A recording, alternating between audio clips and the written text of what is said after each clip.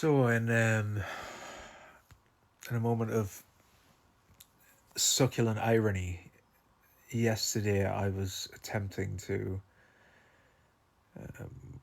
be a dad, first and foremost, take my daughter out to school holidays, and also thought, well, we're here at the park, maybe I could film some stuff and put out a video related to the book. And we came up with an idea together. And part of that would be for me to take a very calculated and coordinated pratfall on some of the park equipment. The video, I have actually completed the video, and I'm gonna put it out soon. So it does exist, but in a slightly different form than I'd intended, because before we even got to film the pratfall, I actually took a spill. And I've injured my ankle pretty badly, it seems. Long story long, I'm now obviously laid up in bed, and I've noticed that the ever erudite and exceptionally clever Joe Rogan has put out another podcast, because what the world needs is another podcast. And he's invited on Graham Linehan, who I actually spent some time on in my book Victims Aren't We All. And mainly because I see Graham as a totemic figure of victimhood. And sure enough, he's on Rogan promulgating the same martyrdom narrative that he likes to promulgate. Oh, what did I do? I've done nothing wrong.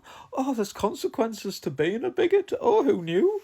I'm just defending women. I'm this knight in shining armour for all these helpless women. Anyway, I'm sort of dozing here as I'm resting my ankle, and I've left this on just out of morbid curiosity more than anything else. And I'm an hour and 12 minutes in, and I have to say it's an hour and 12 minutes of utter, factually incorrect nonsense, which you come to expect from two of the most lumpen, idiotic faces in celebrity and culture en masse. Even though they've been cancelled, right? Especially Graham, he's been cancelled. He's only on the biggest podcast of all time, getting a platform, but he's been cancelled. What a martyr. I just feel compelled, as I'm lying here snoozing, to share.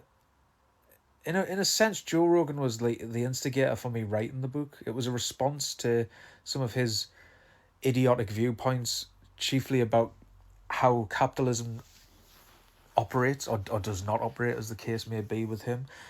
It was kind of the launching pad for me writing the book, so I guess I've got him to thank. He was doing that ignorant, smug thing that he does so well, better than anyone else, in talking about technology like the iPhone, and how anti-capitalists are just, it's so stupid because they're using a capitalist tool in deriding capitalism. Yeah, mate, that's how it works. When you're enmeshed in a system, any anti behavior or philosophy has to come out of that enmeshed system. There's no other way for it to happen, you absolute fool. And once again, I'm lying here trying to rest, and I guess I'm self-sabotaging because he's just enraged us again. It's bad enough when it's an hour and 10 minutes of Graham Linehan having a cry wank about his completely dead career, or so the case may not be. He's on Joe Rogan after all.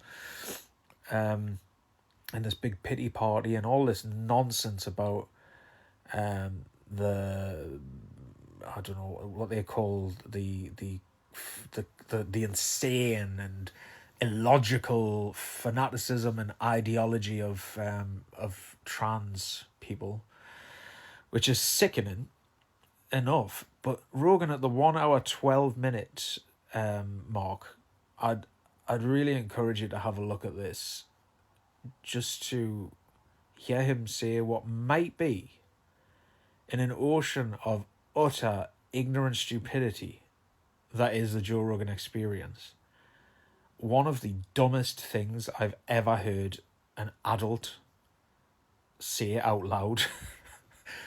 Never mind with a red light on and being broadcast and shared. I mean, it's had 535,000 views and it was uploaded a day ago. I'm paraphrasing here, but he likens...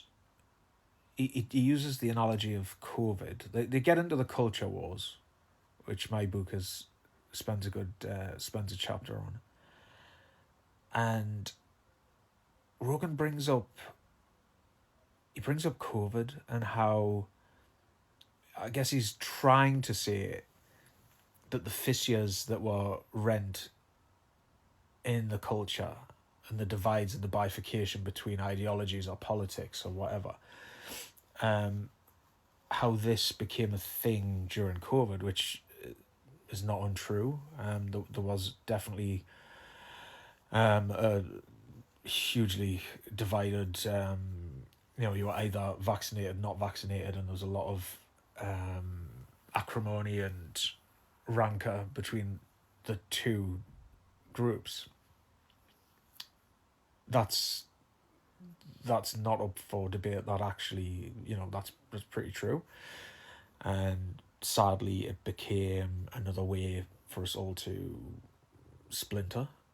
However, for such a logic bro, for such a, I'm in the real world, like most of these grifters, these right-wing grifters, they're plain speaking, they tell it like it is, except they don't. They're doing the opposite of that. He says, well, if it was so illogical because, whether or not if you had the job and I didn't, and it works like you think it did, then why are you bothered? Like, you'll be fine and it works. What do you care what I do? Yeah, Joe, it's not just about the individual. It's about communities. It's about the entire world in a pandemic.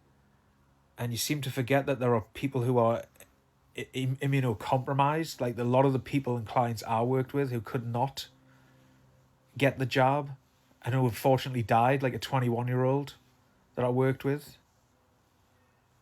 But no, you just apply that amazing, stringent logic of yours. Well, if you got the job and it worked for you, then why do you care?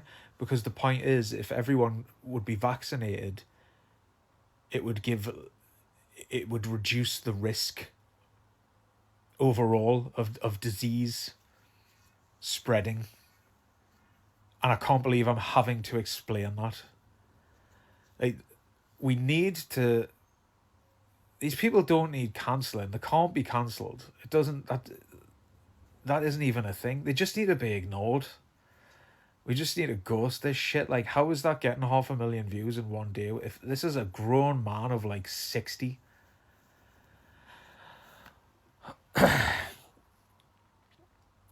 Here I am, shouting at the sea. Lucky to get 60 viewers, I'm sure. But hey-ho. Good on Joe Rogan, eh? You are my inspiration.